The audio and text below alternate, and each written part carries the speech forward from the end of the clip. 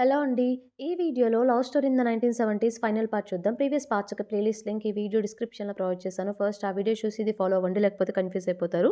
ఛానెల్‌లో ఇలాంటి వీడియోస్ వస్తూనే ఉంటాయి. సో, తప్పకుండా ఛానెల్‌ని సబ్స్క్రైబ్ చేసుకొని బెల్ ఐకాన్ ఆన్ చేసి పెట్టుకోవడం అస్సలు మర్చిపోకండి. ఎపిసోడ్ స్టార్టింగ్‌లోనే ఫ్యాక్టరీ వైస్ ప్రెసిడెంట్ పెయినీని పిలిపిస్తాడనమాట. ఏంటని చెప్పి అడిగితే, "ఈ న్యూస్ నీకు చెప్పాల్సొస్తుందని చెప్పి అస్సలనుకోలేదు. బట్ చెప్పక తప్పడం లేదు. ఈ ఇయర్ ఎవరైతే కాలేజ్‌కి అదే యూనివర్సిటీకి సెలెక్ట్ అయ్యారో వాళ్ళందరినీ నెక్స్ట్ ఇయర్‌కి పోస్ట్‌పోన్ చేశారు. సో, నిజం చెప్పాలంటే ఈ ఇయర్ నుండి ఈ ఫ్యాక్టరీ నుండి ఎవరిని తీసుకోవట్లేదు. అందరివి క్యాన్సిల్ చేశారు. నెక్స్ట్ ఇయర్‌కి పోస్ట్‌పోన్ చేశారు. అప్పుడు కూడా వస్తాయో లేదో తెలీదు" అన్నట్టు చెప్పగానే ఫెయినీకి ఏం అర్థం కాదనమాట. అదేంటి ఇంత మాట అనేసారు. ఫైనల్లీ నేను కాలేజ్‌లో ప్లేస్ అయ్యాను. కాలేజ్‌కి ఇక వెళ్ళొచ్చు అని చెప్పి అనుకునే టైంలో ఇలాంటి న్యూస్ వస్తుందని చెప్పి నేను అస్సలు అనుకోలేదని చెప్పి తను చాలా బాధపడుతూ ఇంటికి వెళ్తుంది. వెళ్ళాక టెర్రస్ మీద ఉంటుందనమాట. అక్కడికి అప్పుడు మన ఫ్యాంగ్ వెళ్ళి ఫెయినీని ఓదారుస్తూ ఉంటాడు. తనిక ఫ్యాంగ్‌ని గట్టిగా పట్టుకొని ఏడ్చేస్తుందనమాట ఆ బాధలో. నెక్స్ట్ సీన్‌లో మన లిన్‌మయి వాళ్ళ బ్రదర్‌కి యాక్సిడెంట్ అయ్యి కాలు కొంచెం ఫ్రాక్చర్ అవుతుంది కదా! సో, ఇంట్లో ఉన్నప్పుడు తన సుపీరియర్ ఇంటికొస్తాడు. ఇంటికొచ్చేసి బెదిరిస్తూ ఉంటాడనమాట. "నువ్విప్పుడు చాలా నష్టం వచ్చింది నీ వల్ల. ఆ ట్రక్కు కింద పడటం వల్ల. సో, అదంతా నువ్వే పే చేయాలి. ఇప్పుడు నీ జాబ్ కూడా పోయింది కదా! సో, తప్పకుండా అదంతా నువ్వే పే చేయాలని" చెప్పి బెదిరిస్తూ ఉంటాడు. "నీకు ఇంకొక ఆఫర్ కూడా ఉంది. లిన్‌మయి స్టిల్ తన హస్బెండ్‌కి డివోర్స్ ఇచ్చి నన్ను పెళ్లి చేసుకోవడానికి రెడీగా ఉంటే, సో, నువ్వేం పే చేయాల్సిన అవసరం లేదు" అన్నట్టు చెప్తాడు. ఆ మాటలకి లిన్‌మయి వాళ్ళ బ్రదర్‌కి కోపమొచ్చేసి, "ఏం జరిగినా కూడా నా సిస్టర్‌ని మాత్రం నీకస్సలివ్వను" అని చెప్పి తెగేసి మొహం మీద చెప్పేస్తాడనమాట. ఇంతలో సరే అని చెప్పేసి అతను వెళ్ళిపోతూ ఉంటే లోపలికప్పుడే లిన్‌మయి ఇంకా తన హస్బెండ్ ఇద్దరు లోపలికొస్తారు. లోపలికి రాగానే ఆ సుపీరియర్‌ని చూసి లిన్‌మయి ఇలా అంటుందనమాట. "అసలేమనుకుంటున్నారు? ఎందుకు కట్టాలి నా బ్రదర్ నీకు మనీ" అన్నట్టు క్వెషన్ చేస్తూ ఉంటుంది. అదంతా ఇల్లీగల్. సో, ఒక్కటన్నా అందులో రికార్డ్స్‌లో ఉందా లేదా మీరు ప్రూవ్ చేయండి. నైట్ టైమ్ మా బ్రదర్‌ని మీరలా పంపించారు. అసలది అఫీషియల్ ఆఫీస్ డ్యూటీయే కాదు. మీరు రికార్డ్స్ లేని టైంలో ఇలా అతన్ని పంపించారు. ఇది గనక బయటకు తెలిస్తే అతనికెంత శిక్ష పడుతుందో మీకు కూడా అంతే పడుతుందనుకుంటా కదా! సరే మీకు ఓకే అయితే చెప్పండి. మేమే వెళ్లి పోలీసులకంతా చెప్పేస్తాము. మీ జాబ్ కూడా పోతుందప్పుడు. మీరు కూడా రోడ్డు మీద పడతారు. మిమ్మల్ని కూడా జైల్‌లో ఏస్తారు. మరి మీకు ఓకేనా అన్నట్టు క్వెషన్ చేస్తూ ఉంటుంది. ఒక పని చేద్దాం. హాఫ్ ఆఫ్ చేసుకుందాం అని చెప్పేసి అంటే ఓకే అంటాడనమాట. తన సైడ్ కూడా తప్పుంది కాబట్టిక. సో, హాఫ్ ఆఫ్ చేసుకుందాం అని చెప్పి సరే రిమైనింగ్ అమౌంట్ మీరు పే చేయండి అన్నట్టు తననడిగితే లిన్‌మయి ఓన్లీ 50 ఏస్తుంది. అదేంటి 450 కదా! 50 ఎందుకు ఇచ్చారంటే, మరి మిగిలిన 400తో మీకు గిఫ్ట్‌లు ఇచ్చారు. అలాగే చాలా కొనిపెట్టారు. అలాగే ఇప్పుడు నా బ్రదర్ జాబ్ కూడా పోయింది. అవన్నీ దాంట్లో డిడక్ట్ చేస్తున్నాను. ఎందుకు ఇవ్వాలి మేము మీకు అన్నట్టు క్వెషన్ చేస్తుందనమాట. ఇక అతను వాయిస్ రైజ్ చేసేసరికి పక్కనే తన హస్బెండ్ ఇంకా అతను కూడా అరుస్తాడనమాట. ఇక భయపడిపోయి అతను వెళ్ళిపోతాడు సుపీరియర్‌కి ఏం మాట్లాడకుండా. ఫైనల్లీ లిన్‌మయి వాళ్ళ బ్రదర్ తను చేసిన తప్పేంటో తెలుసుకొని, లిన్‌మయి వాళ్ళ హస్బెండ్‌తో నేను కన్ఫర్మ్‌గా మీ రూ. 50 మీకు రిమైనింగ్ నేను పే చేస్తాను మీకు అన్నట్టంటే, తప్పకుండా పర్లేదన్నట్టు లిన్‌మయి అంటుంది. ఇంకా ఆ వెజిటబుల్స్ కటింగ్ జాబ్ ఓపెన్‌లోనే ఉందా అన్నట్టు క్వెషన్ చేస్తే, అవును అన్నట్టు చెప్తాడనమాట. నేను దాంట్లో జాయిన్ అవుతా అన్నట్టే చెప్పేస్తాడు ఇండైరెక్ట్‌గా. నెక్స్ట్ సీన్‌లో ఫైని దగ్గరికి పరిగెత్తుకుంటూ మిస్ జూ వస్తూ ఉంటుందనమాట. పరిగెత్తుకుంటూ వచ్చి తనకు పేపర్‌లో ఒకటి చూయిస్తూ ఉంటది. ఈ ఇయర్ నుండి కాలేజ్‌కి ఎంట్రన్స్ ఎగ్జామ్ రాసి క్వాలిఫై అయ్యి కూడా కాలేజ్‌కి వెళ్ళొచ్చు అని చెప్పేసి.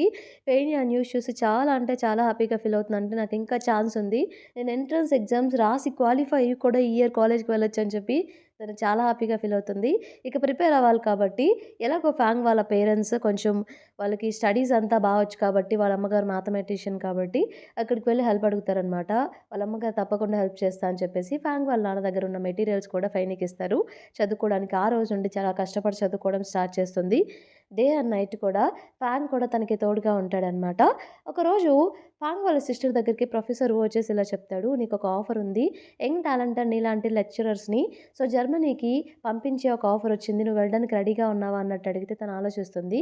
ప్రొఫెసరు ఇలా చెప్తాడనమాట. "నాకు తెలిసిన అమ్మ అయితే ఈ పాటికి యెస్ అని చెప్పేసేది. నువ్వు చాలా చేంజ్ అయ్యావు. బట్ ఈ చేంజ్ కూడా నీకు మంచిదే. ఇంకా నీకు హాఫ్ ఏ మంత్ టైమ్ ఉంది. ఆలోచించుకొని చెప్పు" అన్నట్టు అంటాడు. ఆ రోజు నైట్ హువా కూడా చెప్పేస్తాడు. "నీకు జర్మనీ ఎళ్ళడానికి ఆఫర్ వచ్చింది కదా!" అంటే, "ఈ గ్యాప్‌లో నీకెలా తెలుసు?" అంటే, "నాకు తెలుసు నువ్వు జర్మనీ వెళ్తున్నావు అంతే" అన్నట్టంటే, "లేదు నేను వెళ్ళొద్దు అని చెప్పి థాట్‌లో ఉన్నానంటే ఏం అవసరం లేదు. నువ్వు లాస్ట్ టైమ్ నీకు ఆఫర్ వచ్చినప్పుడు నాకేం చెప్పకుండా వెళ్ళిపోయావు. అప్పుడు కాకుండా ఈసారి వెంటనే నువ్వు ఆన్సర్ ఇవ్వకుండా నా కోసం నువ్వు థింక్ చేసావు. వెళ్ళొద్దని చెప్పి డిసైడ్ కూడా అవుతున్నావు. సో, అర్థమైపోయింది నువ్వు నన్నెంత ప్రేమిస్తున్నావో. బట్ నాకు ఓల్డ్ అమ్మాయే కావాలి. తన కెరియర్ గురించి ఆలోచించే అమ్మాయి. నువ్వు నీ కెరియరే ఇంపార్టెంట్ నీకు. సో, నువ్వు వెళ్తే నాకు ఎటువంటి ప్రాబ్లమ్ లేదు" అని చెప్పేసి తనని వెళ్ళమనే సజెస్ట్ చేస్తాడనమాట. బట్ అన్‌ఫార్చునేట్‌లీ నాకు కూడా జర్మనీ ఆఫర్ వస్తే నేను రిజెక్ట్ చేశానంటే, "అదేంటి అలా ఎందుకు చేసావు? నా కోసమే కదా!" అన్నట్టు తను అడిగితే, "అవును" అని చెప్తాడు తను హువా. సో, హువా దీనికోసం నువ్వు వెళ్ళకూడదని చెప్పి డిసైడ్ చేసుకోవాల్సిన అవసరం లేదు. నీ క్యారెక్టర్ ఎలా ఎలా ఉందో నువ్వు అలానే ఉండు. నా క్యారెక్టర్ ఎప్పుడు నేను లవ్ చేయడమే. నీకోసం నేను ఏదైనా చేస్తాను. బట్ నాకు నీ కెరియర్ కూడా ఇంపార్టెంటే. నువ్వు వెళ్ళాలి తప్పకుండా అన్నట్టు తనతో చెప్తాడు. ఇంత అర్థం చేసుకునే హస్బెండ్ వచ్చినందుకు తను చాలా అంటే చాలా హ్యాపీగా ఫీల్ అవుతుంది. నెక్స్ట్ సీన్‌లో ఫాంగ్‌కి మన ఫెయినీ ఒక సర్ప్రైజ్ ఇస్తుందనమాట. టెర్రస్ మీదకి రమ్మని చెప్పేసి అప్పటి వరకు ఫాంగ్ ఇంకా ఫెయినీ కలిపున్న మూమెంట్స్‌ని తను ఏదైతే స్కెచ్ చేసాడో అవన్నీ అక్కడ ఒక ఎగ్జిబిషన్‌లా తను పెడుతుందనమాట. అవన్నీ చూస్తూ ఫాంగ్ ఆ సిట్యుయేషన్‌లో నిజంగానే బ్యాక్ సైడ్ అప్పుడు ఏం జరిగిందో అవన్నీ గుర్తు చేసుకుంటూ చాలా ఎమోషనల్ అయిపోతాడు. అప్పుడే ఫెయినీ బయటకొచ్చేసి నీకోసమే ఇదంతా ప్లాన్ చేశానంటే ఫాంగ్ చాలా హ్యాపీగా ఫీల్ అవుతాడు. నేను ఇప్పుడే ఒక డెసిషన్ తీసుకున్నాను. నిన్ను వదిలేసి అయితే నేను అస్సలు ఉండలేను. నీతో పాటు నేను కూడా కాలేజ్ ఎంట్రన్స్ ఎగ్జామ్ రాస్తాను. ఇద్దరం క్వాలిఫై అయ్యి కాలేజ్‌లో చదువుకుందాం అంటే, "నువ్వు షూరా?" అంటే, "ఆ" అన్నట్టు చెప్తాడనమాట. నేను ఆర్ట్ తీసుకుంటాను. ఎలాగో నాకు కొంచెం ఇదంతా వచ్చు కాబట్టంటే, ఫెయినీ చాలా అంటే చాలా హ్యాపీగా ఫీల్ అవుతుంది.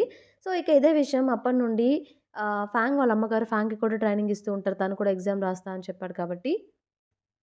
ఫాంగ్ వాళ్ళ సిస్టర్ వాళ్ళ పేరెంట్స్‌ని మీట్ అయ్యి తను జర్మనీ వెళ్తున్న విషయం చెప్తుందనమాట. ఆ రోజే తను వెళ్తుంది. సో, అందరిని మీట్ అవుదామని చెప్పేసి ఫాంగ్‌ని, ఫెయినీని అలాగే వాళ్ళ అమ్మగారిని, నాన్నగారిని మీట్ అయ్యే విషయం చెప్తుంది. అలాగే ఫాంగ్ ఇంకా ఫెయినీ ఎగ్జామ్‌కి కూడా వాళ్ళకి ఆల్ ద బెస్ట్ చెప్పేసి ఫైనల్లీ ఇక వెళ్తుందనమాట. రైల్వే స్టేషన్ దగ్గర నాకేదైనా చెప్పాలనుకుంటున్నావా అని చెప్పేసి తన హస్బెండ్ హువాని అడిగితే హువా వచ్చేసి ఎలాగో నేను నో అని చెప్పింది ఇంకా అఫీషియల్‌గా బయట ఎవరికీ చెప్పలేదు కాబట్టి నేను వాళ్ళని రిక్వెస్ట్ చేసి మళ్ళీ నన్ను జర్మనీ పంపండి అని చెప్పాను. సో, నువ్వు అక్కడికి వెళ్ళిన తర్వాత అట్‌లీస్ట్ 2 మెంబర్స్ ఉండగలిగే ప్లేస్ రెంట్‌కి తీసుకో అని చెప్పగానే తను చాలా అంటే చాలా హ్యాపీగా ఫీల్ అవుతుంది. ఫైనల్లీ తన హస్బెండ్ కూడా ఫ్యూ డేస్‌లో మళ్ళీ జర్మనీ వస్తున్నాడని తెలిసి గట్టిగా హగ్ చేసుకుంటుందనమాట. సో, ఫైనల్లీ ఎగ్జామ్ ఉంటుంది కదా! Entrance exam, university entrance exam రోజు రానే వస్తుంది. ఆ రోజు ఫెయినీ ఇంకా ఫాంగ్ రెడీ అయిపోయి అక్కడికి వెళ్తారు. అక్కడ మిషన్ వెయిట్ చేస్తూ ఉంటుంది ఫెయినీకి. సో, అక్కడ డోర్ దగ్గర వెయిట్ చేస్తూ ఫైనల్లీ నువ్వు కష్టపడిందంతా ఏది వృధా కాలేదు. నీకు ఎంట్రన్స్ ఎగ్జామ్ మళ్ళీ బ్యాక్‌కి తెచ్చారు. ఎలా అయినా నువ్వు క్వాలిఫై అవుతావు అని నాకు గట్టిగా తెలుసు. ఆల్ ది బెస్ట్ అని చెప్పేసి తనని లోపలికి పంపిస్తుంది. ఫెయినీ ఇక తనకి బాయ్ చెప్పేసి ఫాంగ్ ఇంకా ఫెయినీ ఇద్దరు లోపలికి వెళ్ళిపోయి ఎగ్జామ్ కంప్లీట్ చేసుకుంటారు. ఫ్యూ డేస్ తర్వాత ఫైనీ వాళ్ళ ఇంట్లో అందరూ కలిసి లంచ్ ప్రిపేర్ చేస్తూ ఉంటారనమాట. ఫాంగ్ వాళ్ళ పేరెంట్స్, ఫాంగ్ ఇంకా ఫైనీ అలాగే. ఆ ఇంట్లో ఉంటున్న ఫైనీ బ్రదర్ ఇంకా లిన్‌మయి కూడా వీళ్ళందరూ ఒక లంచ్ ప్లాన్ చేస్తారు. ఎందుకంటే ఆ రోజే ఫైనీ రిజల్ట్స్ రాబోతుంటాయనమాట. తనకి యూనివర్సిటీలో సీట్ వచ్చిందో లేదో తెలుసుకోబోయే రోజు. ఆల్రెడీ ఫాంగ్‌కి సీట్ వచ్చేసి ఉంటుంది అదే కాలేజ్‌లో ఆర్ట్ డిపార్ట్మెంట్‌లో. అందుకే ఫస్ట్ ఫైనీ వాళ్ళ నాన్నగారు ఫాంగ్‌కి కంగ్రాచ్యులేషన్స్ చెప్తారనమాట. ఫైనీ ఎక్కడుందో కింద ఆ పోస్ట్ మ్యాన్ కోసం వెయిట్ చేస్తూ ఉంటుంది. పోస్ట్ ఎప్పుడొస్తుందా అని చెప్పేసి. సరే అని చెప్పేసి వీళ్ళు స్టార్ట్ చేస్తారు. ఫస్ట్ తనకి కంగ్రాచ్యులేషన్స్ చెప్తారు. ఫాంగ్‌కి ఫైనల్లీ తనకి యూనివర్సిటీలో సీట్ వచ్చి స్టూడెంట్ అవ్వబోతున్నాడు కాబట్టి. తర్వాత మన లిన్మయి ప్రెగ్నెంట్ అనమాట. తను తల్లి కాబోతుంది. సో, అందుకే ఆ విషయం కూడా షేర్ చేసుకొని చాలా హ్యాపీగా వాళ్ళకి కూడా కంగ్రాచ్యులేషన్స్ చెప్తారనమాట. ఇంతలో ఫైనీ లెటర్ తీసుకొనొస్తుంది. నాకు యూనివర్సిటీలో సీట్ వచ్చిందని చెప్పేసి. వెంటనే ఫ్రాంక్ తనని గట్టిగా హగ్ చేసుకుంటాడనమాట. అందరూ చాలా అంటే చాలా హ్యాపీగా ఫీల్ అవుతారు. ఆ లెటర్ ఇవ్వు అని చెప్పి ఫెయినీ వాళ్ళ అమ్మగారు అడిగితే, అది తీసుకొని ఫెయిలీ అమ్మగారు అది చూసి కళ్ళలో నీళ్లొచ్చేస్తాయన్నమాట. ఎన్ని ఇయర్స్ నుండి కష్టపడుతుంది మన అమ్మాయి దీనికోసం ఫైనల్లీ వచ్చిందని చెప్పేసి. ఇద్దరు హస్బెండ్ అండ్ వైఫ్ ఫైనల్లీ కాలేజ్‌కి వెళ్ళబోతున్నారు. కలిసి అని చెప్పేసి వాళ్ళు చాలా హ్యాపీగా ఉంటారు.